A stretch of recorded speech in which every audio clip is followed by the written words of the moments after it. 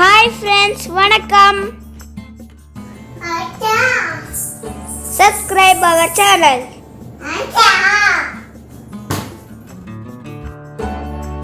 வீட்டிலே சீஸ் எப்படி செய்வதுன்னு பார்க்கலாம் வாங்க. இந்த சீஸை வச்சு பீஸா, கார்லிக் பிரெட், சாண்ட்விச் மற்றும் பல டிஷ்ஷுகள் செய்யலாம். சீஸ் செய்ய தேவையான பொருட்கள்: 1 லிட்டர் பால், 4 அல்லது 5 டீஸ்பூன் வினிகர். ஃப்ரெஷ்ஷான மாட்டு பாலில் தான் சீஸ் செய்ய முடியும், பேக்கெட் பாலெல்லாம் செய்ய முடியாது. ஒரு பாத்திரத்தில் பாலை சுட வைங்க. பால் ரொம்ப சூடாகாம பார்த்துக்கோங்க.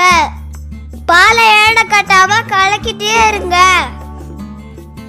பால் எவ்வளோ கொதிக்கணும்னா உங்கள் கையை வச்சு பார்த்தா சுடக்கூடாது. இப்போ வினிகர் ஊற்றுங்க. ஒவ்வொரு ஸ்பூனா வினிகரை ஊற்றி பாலை கலக்கிட்டே இருங்க.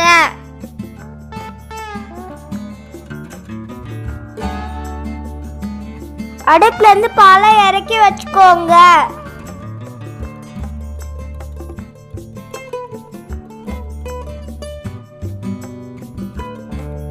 பால் தெரியறதுக்கு 3-4 நிமிஷம் கூட ஆகும்.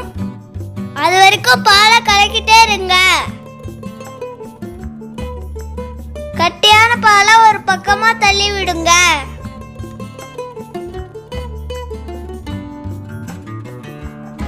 அந்த பாலாடை கட்டிய ஒரு பாத்திரத்துல எடுத்து வைங்க.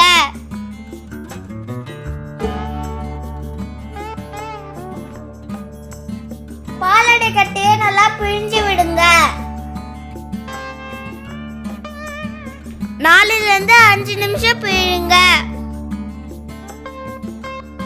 தண்ணியா சுத்தமா பிழிஞ்சிடுங்க. கதகதப்பான தண்ணி எடுத்துக்கோங்க. அதுல இந்த சீஸை போட்டு நல்லா அழுத்தி திருப்பி பிழிஞ்சிடுங்க.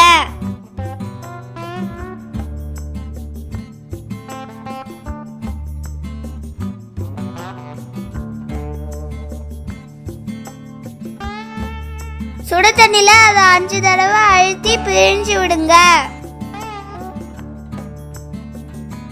சில்லுன்னு ஐஸ் தண்ணில 1 நிமிஷம் சீஸை போட்டு எடுத்து பிழிங்க.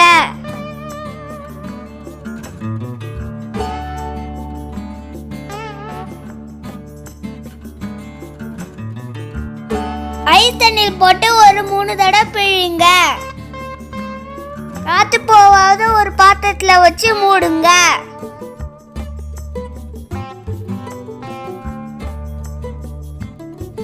ஃப்ரிட்ஜில் ஒரு 4 மணி நேரம் வைங்க. 4 மணி நேரம் கழிச்சு சீஸ் ரெடி. சீஸை இந்த மாதிரி நீங்க திருவிக்கலாம்.